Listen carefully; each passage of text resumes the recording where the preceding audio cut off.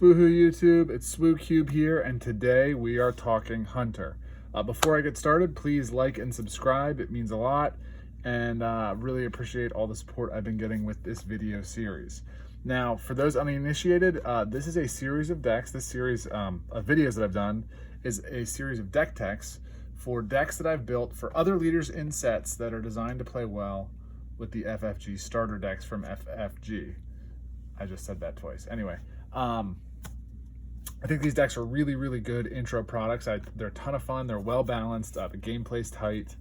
And I enjoyed them so much that I wanted to recreate that, but with other leaders. So these decks are not tuned for a competitive power level. They are tuned to be casual in nature, have a great deal of replayability. So there's a lot of one-off cards in them. And I'm really trying to capture a certain flavor that matches the leader and the lore and the stories and the characters that are kind of connected to that leader in the Star Wars content. So without further ado, let's dive into Hunter. Now, Hunter is one of the weirdest leaders we've ever seen yet in the game. As an action, you can reveal a resource you can control. You have to pay a resource to do it as well.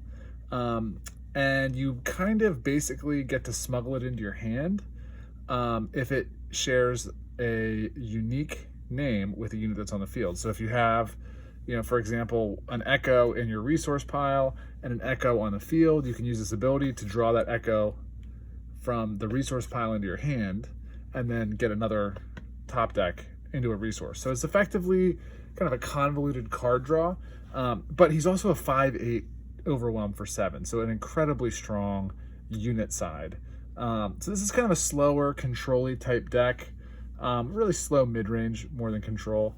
And it has some really unique play styles, and I really feel like I nailed the flavor. So without further ado, let's jump into it. It's a green-yellow deck, so Coronet City is the base.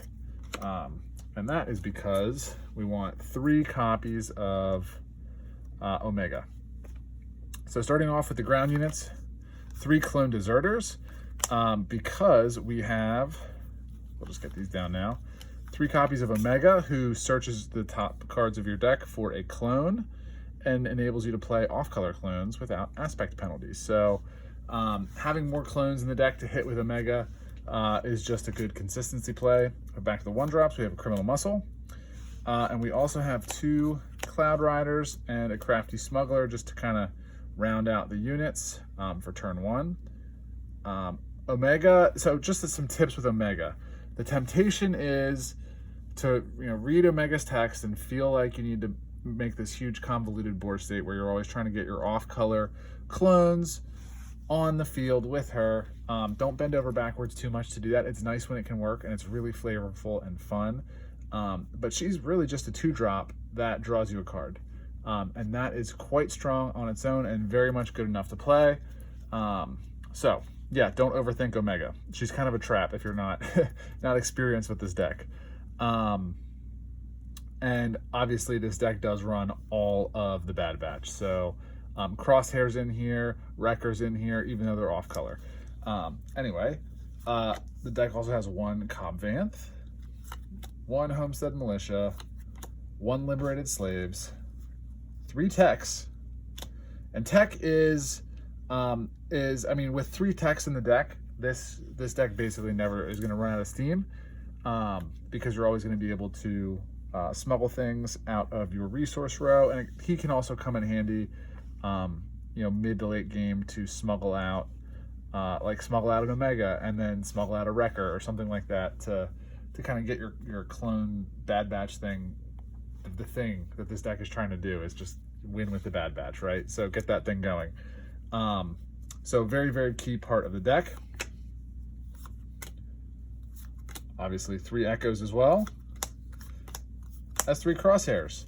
Now Crosshair is effectively a 6-drop in this deck, and he's not the best, although he's quite respectable, and his action is kind of removal.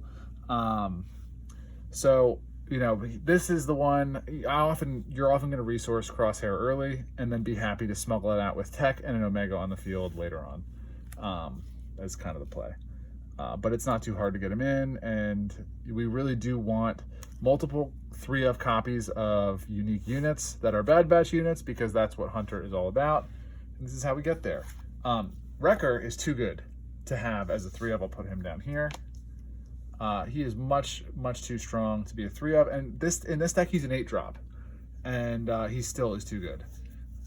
Because of Hunter's ability, there are ways that you can kind of just continually reuse Wrecker if there are too many of them, and you can do that with the other units as well, but with Wrecker that has a really strong enters when played ability, it just becomes kind of oppressive. But that is the unit suite. So as you can see, very heavily tilted towards the Bad Batch, with some nice supporting units and a nice little clone package to make Omega kind of a key linchpin for consistency and tech for late game. And that's really how it goes. Having Echo on the field and being able to buff a Crosshair like right away is super fun, super strong, and a 4/8 Crosshair is totally worth 6 resources if you can do the play pitch thing. Just kind of keep that in mind. Moving on to the space units, if I can clean this up. In space, the only kind of flavor hit that we have is the Marauder. So we are obviously playing that, but only a 1-off. So on the low end, we have 3 patrolling V-Wings, which I believe these are kind of clone ships, if my memory serves me. So that's in, I guess, for kind of flavor. But also, this deck is really trying to draw into its key pieces, which are Bad Batch units. And so just having another unit that you can stick on the board and grow stick on the board and draw through your deck is helpful. 3 Consortium Star Vipers, 1 Corellian Freighter, and 1 copy of the Marauder. Marauder offers kind of another way to get value out of multiple unique units, except you do not need, it doesn't need to be unique. So choose a card in your discard pile, put it into play as a resource if it shares the name with a unit you control. So you can do this on the V-Wing or the Star Viper or your Clone Trooper, or even like your 2-ofs like Cloud Rider. So this is a very, very, very strong ramp card, and is just, it's total beast. A 4/5 ambush for 5 in space is totally good enough on its own. So happy to be playing that for sure. Moving on to the non-unit cards, 1 Confiscate, 2 Recruits. Again, we want to dig through our deck, find our key pieces. Shoot First. For the most part, the hard removal in this deck is unit-based, so you need to have a unit on the field to use it. This kind of counts in that, using your unit to kind of take out an opposing unit, but not take damage in return if you can kill it is very good. 1 Timely Intervention. For some ramp, we got 2 Spark of Hope. We also have a Lone Surprise Strike, a Lone Moment of Glory, 2 more ramp cards and 2 resupplies, and then for removal, we have 2 Spare the Target, 2 Strike True, and a Choose Sides, which is in there for flavor. But it's pretty good if you can stick your opponent with like a Clone Deserter, and then have a nice bounty on the field and take their bomb. Obviously, that's like the dream play. Yeah, pretty standard suite of non-creature stuff. There's a nice little bit of ramp, some cool tech cards, and some draw. Limited removal, because the Bad Batch themselves often represent removal options, and they're also very well-statted, well-costed units. So it's just kind of as a balancing tool, I found the need to kind of dial down the removal availability a little bit to balance out this deck. We are playing off-color stuff in this deck, right?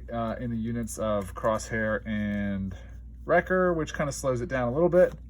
But that is,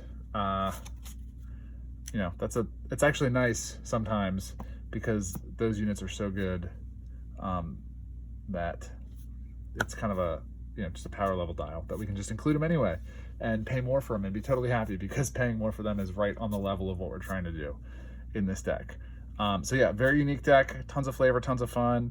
Bad Batch is kind of a thing right now. Like a lot of people are watching it and paying attention. So this deck, I imagine, will be popular at your tables if you put it together. Oh, one more card. Inspiring Mentor. Included this because the units like to grow. The Bad Batch units, it's good to make them durable, make them stick around. I think the flavor-wise, the two cards that jive best with this would be Omega and Tech, right? Because Luke and Obi-Wan have nothing to do with this, but Tech definitely mentored Omega in the show, and she was certainly inspired by him. And no spoilers, right? If you haven't seen the last season, or the end of the second season. Thank you for your time. Appreciate your attention with this deck tech.